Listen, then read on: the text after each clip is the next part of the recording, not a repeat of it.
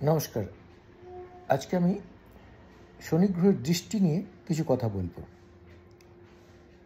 তার আগে বলে রাখি, ভিডিওটি পছন্দ হলে লাইক দেবেন, শেয়ার করে দেবেন বন্ধুবান্ধব এবং চ্যানেলটাকে সাবস্ক্রাইব করে দেবেন। শনি গ্রহ, আমরা শনি বলতেই ভয় পাই। অ্যাকচুয়ালি শনি খুব স্ট্রং গ্রহ, ন্যায়ের দেবতা। কঠোর পরিশ্রম করলে ভালো ফল দেয়, কিন্তু ফাঁকিবাজি মারলে, অন্যায় করলে তাকে শাস্তি দেয়। এবারে আপনার জন্ম ছক অনুযায়ী শনির কিছু তো ফল পাবেন। তো জন্ম ছক, এবারে শনির দৃষ্টি কোন ঘরে পড়ছে, শনি যে ঘরে বসে থাকে সেখানে বসে যেখানে দৃষ্টি দেয় সেই দৃষ্টিগুলো খুব খারাপ। তো শনির এক একটা দৃষ্টি, শনির 3টে দৃষ্টি আছে। তৃতীয় ঘরের উপরে দেয়, সপ্তম ঘরের উপরে দেয়, দশম ঘরের উপরে দেয়। এবং যে ঘরের উপরেই দেয় সেই ঘরকেই নাশ করে দেয়, সেই ঘরের লোকসান করিয়ে দেয়।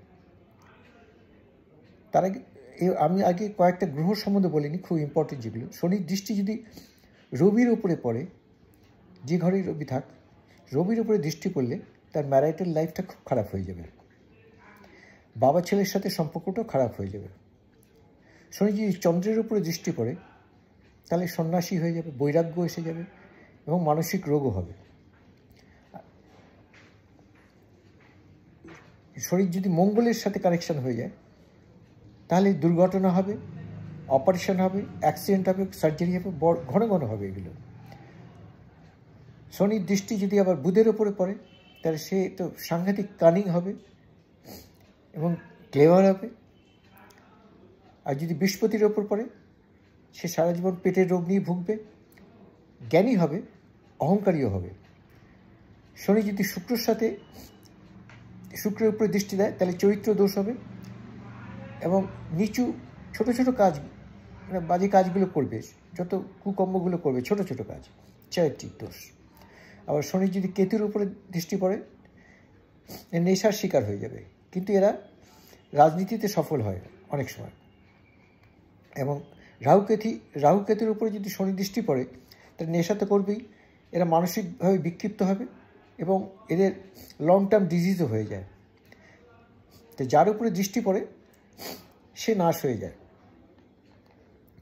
এছাড়া এই জন্য উপায় কি, শরীর মূর্তি কখনো দেখতে নেই, যেখানে মূর্তি নেই শিলা থাকে সেখানে শনির পূজা করতে হয়। লাল কাপড়ে ওয়েস্টে প্রদীপ জ্বালিয়ে শনি মঙ্গলবার পুজো করা যায়, শনিবার করাই ভালো। আর সার্ভেন্টদের সাথে কখনো খারাপ ব্যবহার করতে নেই। লাল রং পরে মাথায় লাল পেটি বেঁধে দাঁড়িয়ে হনুমান মন্দিরে হনুমান চালিসা পাঠ করলেও অনেকটা দোষ খণ্ডন হয়। মাটির পাত্রে তেল নিয়ে, আর সেই তেলটা দিয়ে আপনার নিজের মুখ দেখে, চোখ দেখে, তারপরে যদি সেই কাউকে দান করে দেন তাহলে অনেক, এইটাকে ছায়াদান বলে, অনেক বিপদ থেকে এড়িয়ে যাবেন।